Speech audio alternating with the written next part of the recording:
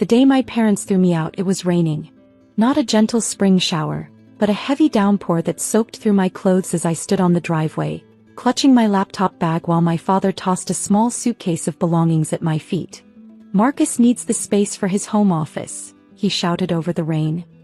"He's actually doing something with his life, unlike you and your stupid coding projects." Marcus, my older brother, the successful one. He had just landed a junior position at an investment bank, and suddenly my childhood bedroom wasn't mine anymore. Never mind that I had been quietly freelancing as a software developer for 2 years while taking online classes. In their eyes, I was just Emily, their 20-year-old disappointment who played with computers all day. "Dad, please, I tried one last time. I can pay rent. I'm making money with my work." "Money?" he scoffed. "Those little websites you build. Marcus makes more in a week than you do in a month. We need that room for someone who deserves it." Behind him, my mother stood in the doorway, arms crossed. She didn't say a word to defend me. She never did when it came to Marcus. "You have an hour to get your things and leave," Dad continued. "Anything left behind goes in the trash." I looked up at my window, my bedroom for 20 years, and saw Marcus already inside, measuring the walls for his precious office furniture. He caught my eye and smirked, giving a little wave with his expensive watch glinting on his wrist. An hour later, I sat in a 24-hour diner, my whole life reduced to a laptop bag and a suitcase. The waitress took one look at my dripping clothes and silently brought me a cup of hot coffee. I opened my laptop, the one possession I truly cared about, and started making plans. What my family never understood was that those little websites weren't just simple HTML pages. I had spent the last 2 years developing a revolutionary algorithm for predictive data analysis. Companies fed in their data, and my program could predict market trends with shocking accuracy. I had already caught the attention of several tech investors, but I kept quiet about it. Now I had nothing left to lose. I pulled up my email and found the message I'd been sitting on for weeks. It was from Viktor Petrov, a prominent venture capitalist who'd been trying to meet with me. "Dear Mr. Petrov," I typed, my fingers trembling slightly. "I'm ready to discuss your investment offer. When can we meet?" His response came within minutes despite the late hour. "Tomorrow, 9 a.m. My office." I used the last of my freelance savings to book a cheap hotel room for the night. As I lay in the narrow bed, listening to the rain continue its assault on the windows, I made myself a promise. One day they would regret throwing me away. The next morning I put on my one professional outfit, a simple black blazer and slacks, and headed to Victor's office. His secretary took one look at my slightly damp clothes and obviously budget attire but led me in without comment. Victor was nothing like I expected. No fancy suit or intimidating power stance. Just a man in his 50s wearing jeans and a sweater, typing away at multiple monitors. "So," he said without looking up, "you're the genius who created the Atlas prediction engine. I've been wondering when you'd finally reach out." I blinked. "How did you know it was called Atlas? I never mentioned that in our emails." He smiled, finally turning to face me. "As I've been testing it. Bought a subscription under a company name, fed it market data.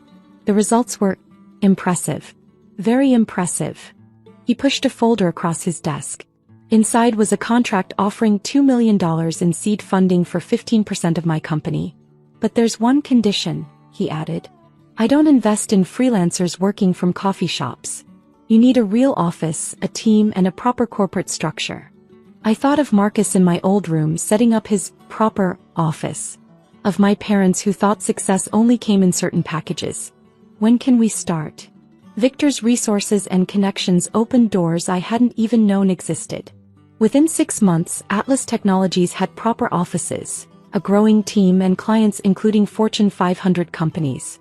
My algorithm was revolutionary in the field of predictive analytics, and the business world took notice. I worked 18-hour days, putting every ounce of energy into building something extraordinary. My small team grew to 20, then 50, then over 100. We expanded to 3 floors of a downtown office building. But I kept my name out of the press. In all company documents and public releases, I was simply E. Parker, CEO. No photos, no interviews. Let my work speak for itself. A year passed. Then Atlas Technologies grew beyond anything even Victor had predicted. Our market valuation hit $100 million, then $500 million. Large corporations began making acquisition offers, but I turned them all down. This was my company built from the ground up after being thrown out in the rain. I bought myself a penthouse apartment but kept it simple. No flashy cars or designer clothes. Every extra dollar went back into the company or into careful investments. One of those investments was in property, specifically foreclosed homes bought through a separate LLC. Then 3 years after that rainy night, I received an interesting email from my property management company. A house had gone into foreclosure. The address made me pause. 1447 Oak Street. My childhood home. I opened the attached documents. Apparently, my parents had taken out a second mortgage to fund Marcus's investment opportunities. But his sure-thing investments had failed spectacularly. Now the bank was foreclosing. For a moment I sat in my office staring at the familiar address. Through my floor-to-ceiling windows I could see the rain starting again, much like that night 5 years ago. I picked up my phone. "Sandra, contact our property acquisition team. There's a house I want them to buy." 2 weeks later, my parents received notice that their house had been purchased by Parker Properties LLC. They would need to meet with the new owner to discuss their options. They had no idea that the daughter they'd thrown out in the rain was now deciding their fate. The meeting was scheduled for a rainy Tuesday afternoon. I specifically chose a rainy day. Almost 5 years to the day since they'd thrown me out. I sat in my office watching the drops hit the windows, remembering how it felt to stand in that driveway with nowhere to go. Sandra, my executive assistant, knocked softly. "They're here, Ms. Parker." Waiting in the main conference room. I stood up, straightening my custom-tailored suit. No more budget blazers from department stores. "How do they look?" "Nervous. Your father's been pacing. Your brother came with them, he doesn't look well." Of course Marcus would be there. He probably thought he could charm or negotiate his way out of this situation. After all, he was the successful one. I took my time walking to the conference room, each click of my heels on the marble floor a reminder of how far I'd come. Through the glass walls I could see them. My father in his best suit, probably the same one from 5 years ago, my mother clutching her old designer handbag, a relic from better days, and Marcus, looking significantly less polished than the last time I'd seen him. I opened the door. "Mr. and Mrs. Parker? I'm Emily Parker, CEO of Atlas Technologies and owner of Parker Properties." The silence was absolute. My mother's handbag slipped from her fingers, hitting the floor with a dull thud. My father's face went from professional desperation to shocked recognition. Marcus just stared, his mouth hanging open. "Emily." My mother's voice was barely a whisper. "Please sit down." I gestured to the chairs. "We have a lot to discuss." They sat automatically, still staring at me like they were seeing a ghost. In a way, they were the ghost of the daughter they'd discarded. "Now then," I opened a leather portfolio. "Let's talk about your situation. Second mortgage defaulted, primary mortgage in arrears, and multiple failed investments have left you in quite a predicament." "Emily," my father started, "we can explain." "I'm not interested in explanations," I cut him off. "I'm interested in solutions. Currently, you owe $487,000 on a property valued at $375,000. Not a great position to be in." Marcus leaned forward, switching on his banker charm. "Listen sis, maybe we can work something out. Family helping family." "Family." I laughed, but there was no humor in it. "Like when you measured my bedroom for your office before I was even out of the house. That kind of family." He sank back in his chair, charm evaporating. I pulled out more documents. "I've reviewed your financials. Dad's retirement savings depleted. Mom's inheritance gone. All invested in Marcus's sure things. How did those work out?" My brother's face reddened. "The market was unpredictable." "Really? Because my algorithm predicted every market shift you missed. Atlas Technologies has a 97% accuracy rate in market prediction. But then that's just my stupid coding project. Isn't it, Dad?" My father couldn't meet my eyes. 5 years ago he'd thrown me out in the rain. Now he was sitting in my office needing my help. "You have 3 options," I continued. 1. Eviction proceedings begin immediately. You'll have 30 days to vacate. 2. You can rent the property at market rate, $3,500 per month, first and last month's rent required up front. Or 3. I let the pause hang in the air. 3. My mother asked weakly. I buy out your remaining mortgage, you sign over the deed, and I allow you to stay as tenants at a reduced rate. $2,000 per month, all maintenance included. You'd do that? Hope crept into my mother's voice. Under conditions.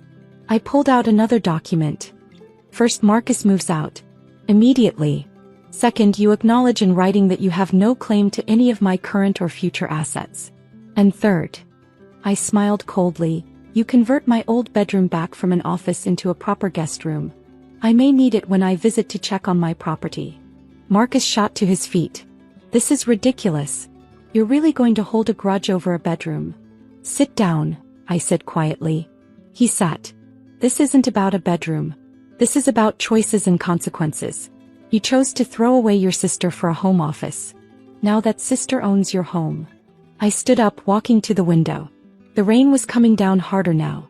You have 24 hours to decide. If you don't want any of these options, I'm sure the house will sell quickly once it's renovated. Silicon Valley has lots of young tech executives looking for nice suburban properties. Emily, please, my father's voice cracked. We're your parents. I turned back to face them. No, you were my parents. Then you decided Marcus deserved my room, my place in the family, your support. Now I'm just your landlord. I had no idea you'd become this. My mother gestured at the office, the view, my obvious success. That's exactly the problem. You never tried to know me. Too busy promoting Marcus's mediocre achievements to notice what I was building. I pressed a button on my desk. Sandra, please show them out. They have my email for their decision. As they stood to leave, looking shell-shocked, I added one final twist of the knife. Oh, and Marcus? Atlas Technologies is launching a new division. We're buying failed investment firms and turning them around. Your old company is on our list. Isn't it interesting how life works out? After they left, I stood at my window for a long time watching the rain. Sandra brought me a coffee and waited quietly. They'll take option 3, I said finally. They have nowhere else to go. And your brother? Last I heard, he's interviewing for entry-level positions. Turns out that fancy investment banking career isn't worth much when your track record is nothing but failures. They did take option 3. I had my lawyers draw up ironclad contracts, making it clear that this was business, not family reconciliation. Marcus moved into a small apartment across town. My parents became model tenants, paying rent on time, keeping the house in perfect condition.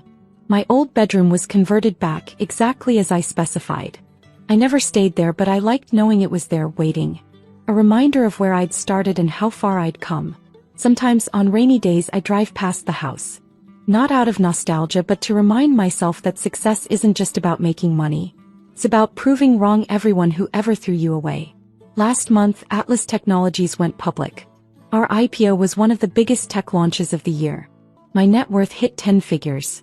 The business world finally got to put a face to E. Parker, and the story of the self-made tech CEO spread like wildfire. My parents sent a congratulations card.